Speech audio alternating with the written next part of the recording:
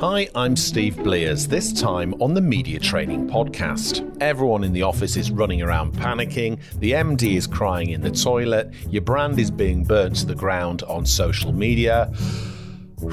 You need to focus.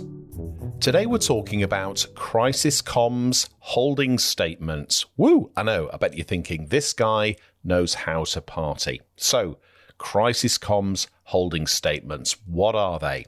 Well, they're a brief initial response from your organization, a first statement that needs to be issued quickly when things go sideways for your business or place of work. Now, this might be some sort of accident, financial issue, or other wrongdoing.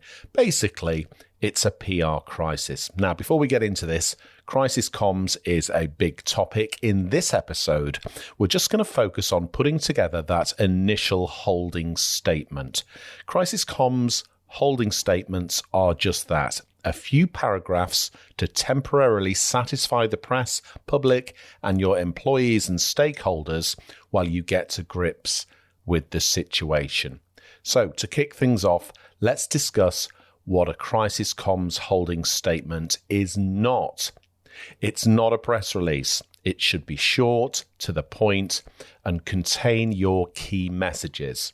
This isn't a time for two sides of A4 written in a newsy style. If a story about your organization is breaking, your holding statement is likely to be quoted verbatim. You need to look in control, and that means getting to the point. Okay, so a crisis is happening. Everyone in the office is running around panicking. The MD is crying in the toilet. Your brand is being burnt to the ground on social media. You need to focus. So ask yourself what needs to go into your holding statement. Here's a simple list. You need to, 1, acknowledge the situation. Clearly and honestly state the facts without speculation. More on this in a minute. 2, show empathy, show you care, especially if anyone's been injured or affected by the crisis. And then 3, offer reassurance. And that means explaining what action is being taken to address or resolve the problem. Now, on this 3rd point, just saying we're looking into it isn't going to cut the mustard. So that's our framework. Let's look at building some key messaging using something that looks like a realistic crisis. Now, it's worth pointing out that crises don't appear fully formed. You don't get all the facts straight away.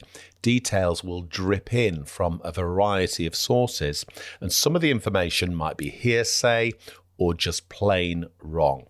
Let's look at this for a scenario. Your organization, let's say, is a social landlord, a housing association. Let's call it Marvelous Housing. It's 10 a.m. and on social media, tweets are reporting that armed police and other emergency services have been called to one of your properties. It's a residential home. Now, a housing officer nearby has called in to confirm this. She's behind a police cordon, but has been told a man brandishing a knife is inside the house. Armed police are outside, there's a standoff situation, and possibly hostages inside. Neighbours, who are also tenants of your housing association, have been moved to safety. Now, thankfully, your quick-witted housing officer has decided to join them at a nearby community centre. You send extra colleagues to offer help and support. Now, in this situation, you'd obviously call the police. They only confirm that officers are at the address. They ask for tenant details, which you supply. Now, in your records, you note that the tenant has made several complaints about faults and issues at the property. How's the picture looking so far? Not ideal. Half an hour later, on social media, someone correctly names the tenant. The message claims he's lost it because he's sick of his heating not getting fixed.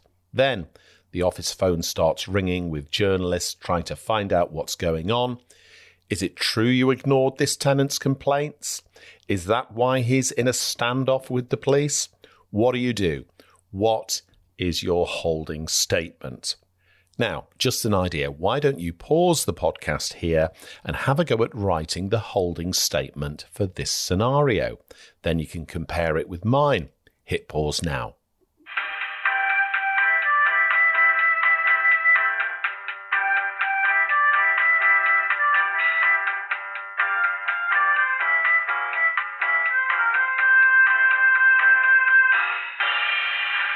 Okay, how did you get on? Here's how I would tackle it. Let's build our key messages from what we know.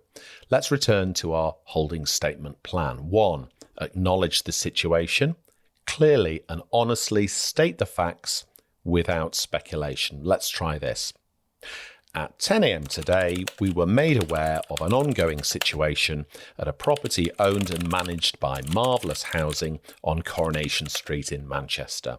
The police and other emergency services have taken control of the situation and are at the scene. Now, those are the hard facts. We're not going to speculate. We're not going to talk about a siege. We're not going to talk about a knife. We're not going to talk about a hostage or name the tenant. That's not our job here. We are just aware of the situation. Remember, the police will be issuing their own media statements on this case. Next, let's show some empathy. Our immediate concern is for the safety of our tenants. As such, some families from the area have been moved to a nearby community centre where our staff are on hand to offer help and support. We are asking any tenants with worries or concerns to call our helpline on this number, and give the number. So far, so good. Next, offer reassurance. That means explaining what action is being taken to address or resolve the crisis. We're cooperating with the police and other emergency services and offering any help they may need to ensure a swift and safe resolution to this situation. You can also add a line about how you'll do an update when there's more to say. So there we have it, our holding crisis comms statement. It's not going to win the Pulitzer Prize. It is quite dry and facts-based. The tenant may have an axe to grind, he may have a genuine grievance, but as it stands, there's nothing to apologise for yet. We're not being sucked into a narrative about the tenant and his broken heating. That's because, as it stands, this is a police matter. And as an organisation, you're alert to the facts and doing your bit to support the police.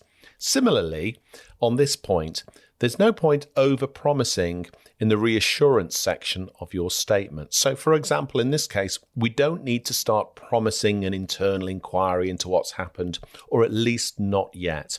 It may be that this is purely a police matter. If you promise an internal inquiry when it's not actually needed, journalists will hold you to it. Of course, this is just your holding statement. You should be prepared to update it and consider ongoing updates and in-person interviews depending on how it develops. If it turns out your organisation is at fault, be ready to acknowledge responsibility and say sorry. In this scenario, it would also be wise to issue a statement to your colleagues explaining what you are doing and urging them to refer any media calls to your press team. So that's it for Crisis Comms holding statements. If you need help with media training, get in touch, preferably before a crisis appears.